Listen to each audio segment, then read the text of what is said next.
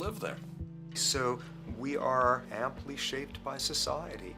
Our societies, in the broader sense, including our theological, our metaphysical, our linguistic influences, etc., our societies help shape us as to whether or not we think life is basically about sin or about beauty, whether the afterlife will carry a price for how we live our lives or if it's irrelevant.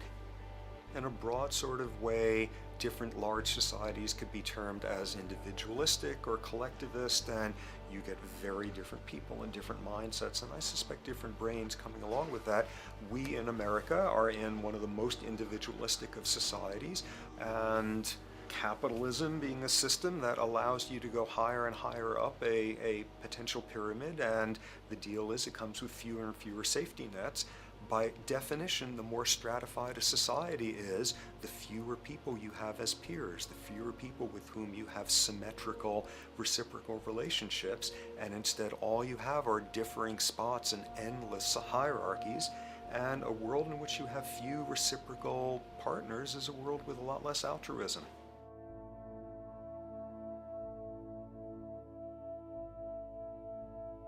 Alright, so this brings us to a total impossible juncture, which is to try to make sense in perspective of science as to what the nature is of human nature.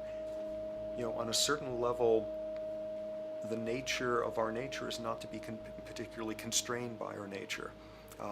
We come up with more social variability than any species out there, more systems of belief, of styles of family structures, of ways of raising children.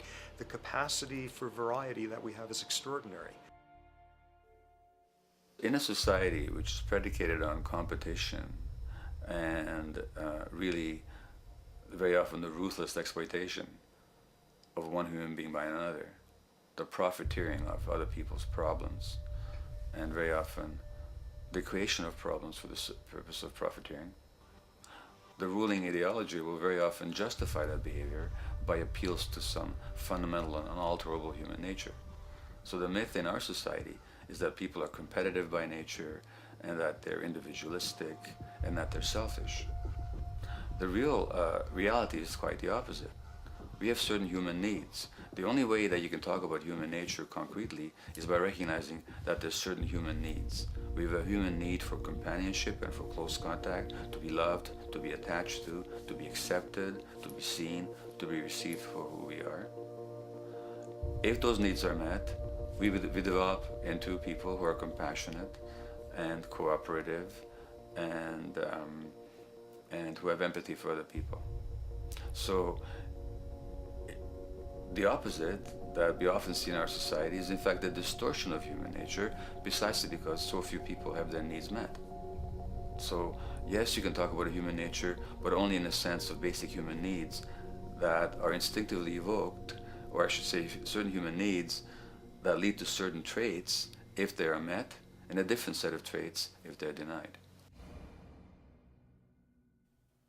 So, when we recognize the fact that the human organism, which has a great deal of adaptive flexibility, allowing us to survive in many different conditions, is also rigidly programmed for certain environmental requirements or human needs, a social imperative begins to emerge.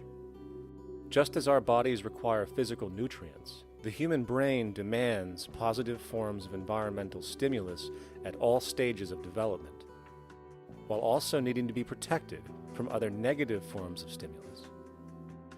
And if things that should happen do not, or if things that shouldn't happen do, it is now apparent that the door can be opened for not only a cascade of mental and physical diseases, but many detrimental human behaviors as well. So as we turn our perspective now outward and take account for the state of affairs today, we must ask the question, is the condition we have created in the modern world actually supporting our health? Is the bedrock of our socioeconomic system acting as a positive force for human and social development and progress? Or is the foundational gravitation of our society actually going against the core evolutionary requirements needed to create and maintain our personal and social well-being?